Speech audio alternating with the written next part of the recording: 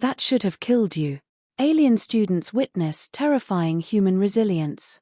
The Galactic Academy's training moon was supposed to be safe. Controlled wilderness, carefully curated hazards, drone monitoring systems. Safe at least by the standards of the civilized galaxy. But to humans, safe was relative. Cadet Morgan adjusted his pack straps as the transport skimmer settled on the rocky surface. Around him, his classmates unfolded themselves from their seats, scaled Viarkuan, delicate Toeli, towering Kalia with horned crests. Each gave nervous glances toward the human. Instructor Vrikesh, a six-limbed arthropoid, clicked his mandibles to silence the group. Cadets, he rasped, today's exercise, survival survey. You will catalogue the flora and fauna. Do not engage with hostile wildlife. Do not ingest local substances. Do not stray from the group. His facete eyes flicked toward Morgan. Is that clear?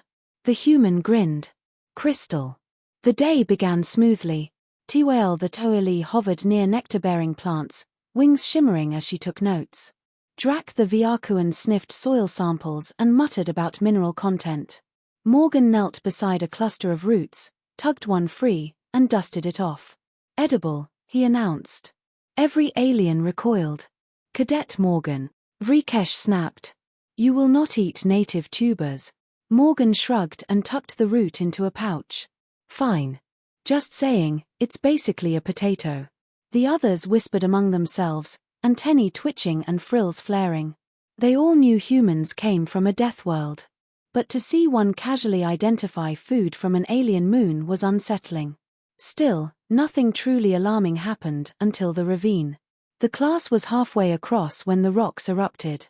A predator burst from beneath the scree, 6 legs, plated hide, mandibles dripping venom. Twice the length of a transport. Scatter! Vrikesh shouted. Cadets screamed and scrambled. But the beast's tail lashed out, faster than a whip. It struck Morgan square in the chest. The sound was horrific, armor cracking, bones snapping. The human was hurled into a boulder with a crunch that made every alien's stomach clench. He crumpled and lay still. Tyl shrieked. Drak's scales paled to ash-gray. He is dead. That blow would have pulped a Kalia. The predator hissed, looming over the fallen Terran. Then, impossibly, Morgan groaned. He rolled to his knees, clutching his chest. Blood dribbled from his mouth. He spat red onto the dust, squinted up at the predator, and rasped, "Okay, that sucked." The alien students froze. That Drak stammered, eyes wide. "That should have killed you." The predator struck again, mandibles snapping. Morgan staggered aside, snatched up a jagged rock, and rammed it into the beast's face with a roar. The blow echoed off the ravine walls. The creature reeled back, hissing. "Move!" Morgan barked, voice raw. "Run!" But none of the cadets moved. They were transfixed by the impossible, a creature that had suffered a mortal strike, ribs shattered, organs surely ruptured, and yet he fought. The beast lunged.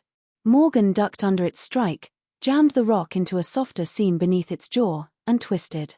The predator shrieked, thrashing. Finally Vrikesh snapped to action. Suppressive fire. Cadets raised their stunners. Bolts of energy rained onto the creature's carapace until it shrieked and fled back into the scree. Silence fell, broken only by Morgan's ragged breathing. The human swayed on his feet. His chest armor was caved inward, one arm hung limp, blood stained his uniform. But his grin was wolfish. "Well," he wheezed, "that got the heart pumping. You," Tyl's wings buzzed in panic. "You are broken. You should be dying." "Yeah," Morgan admitted, touching his ribs. "Feels like a couple fractures. Hurts like hell, but I can walk." Drak recoiled as though from a ghost. "You cannot walk. That strike liquefies organs." "Guess mine are stubborn," Morgan said with a shrug and winced. The cadets stared in horrified awe. Their worlds taught that injury meant the end. A shattered shell, a punctured lung, a crushed thorax, fatal. Yet here stood a Terran, battered and bleeding, refusing to fall. Vrikesh watched him as though seeing a weapon disguised as a student. "Human resilience," he muttered. Stories did not lie. That night at camp, The aliens huddled together, whispering. Morgan sat apart, ribs bound with torn fabric, calmly roasting the root he'd found earlier. "You are injured," Tyl said at last, voice trembling. "You should be unconscious. Perhaps even expired." Morgan bit into the root, chewed, and grinned through blood-stained teeth. "Food helps. Gotta keep the body fueled." Drax stared. "You fought with broken bones.